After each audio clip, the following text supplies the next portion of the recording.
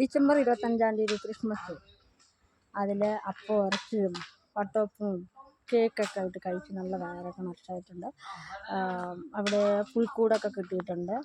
നല്ല രസമുണ്ട് പുൽക്കൂടൊക്കെ കാണാൻ വേണ്ടിയിട്ട്. ക്രിസ്മസ് ആയിട്ട് നല്ല പുൽക്കൂടൊക്കെ കാണാൻ വേണ്ടിയിട്ട്. അപ്പോൾ ഹാപ്പി ക്രിസ്മസ് എല്ലാവർക്കും. ഡിസംബർ 25 ഹാപ്പി ക്രിസ്മസ് എല്ലാവർക്കും. അപ്പോൾ നമുക്ക് ക്രിസ്മസിൻ്റെ പുൽക്കൂടൊക്കെ കാണിച്ചു തരാം കേട്ടോ. ഇപ്പോൾ കാണിച്ചു തരാം.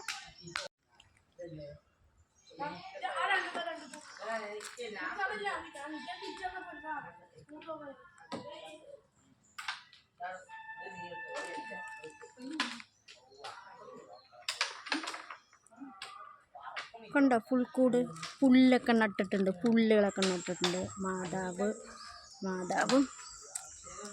കണ്ടോ, നമ്മൾ പുൽക്കൂടിൽ മാതാവും കണ്ടോ. നല്ല രസമുണ്ട് അല്ലേ കാണാൻ വേണ്ടിയിട്ട്. നല്ല രസമുണ്ട് അല്ലേ ക്രിസ്മസ് പുൽക്കൂടായിട്ടാണ്.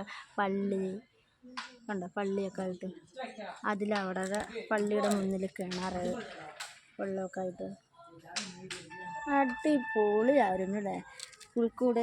ഇവിടെ പുൽക്കൂട് ഇതേതാ സ്ഥലം പറഞ്ഞാൽ മുണ്ടൂർ പറഞ്ഞ സ്ഥലമാണ്. മുണ്ടൂർ കായറങ്കോട്. അതിൽ മൈലമ്പുള്ളി പള്ളിയിലത്തെ വാർഷികത്തിലാണ് ഫസ്റ്റ് കിട്ടിയതാണ് ഈ പുൽക്കൂട് കേട്ടോ. അപ്പം ബീഫ് കണ്ടോ, ബീഫിൻ്റെ കഷ്ണം, ബീഫ് സൂപ്പർ. ക്രിസ്മസ് ആയിട്ടുള്ളതും ചിക്കൻ കറിയും അപ്പവും വട്ടയപ്പവും കേക്കൊക്കെ നമ്മൾ ക്രിസ്മസൊക്കെ അടിച്ചു കൊടുക്കാറുള്ളൂ അല്ലേ. അപ്പോൾ എല്ലാവർക്കും കഴിക്കാനുള്ള പറ്റില്ല.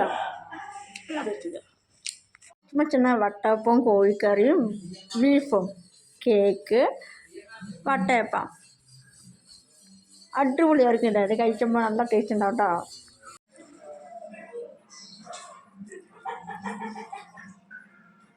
സൂപ്പർ.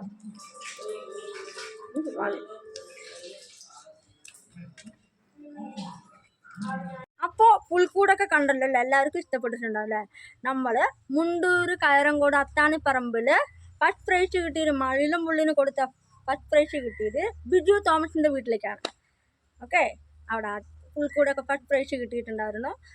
ക്രിസ്മസ് 2024 25 ഫസ്റ്റ് പ്രൈസ് കിട്ടിയത് അവർക്കായിരുന്നു.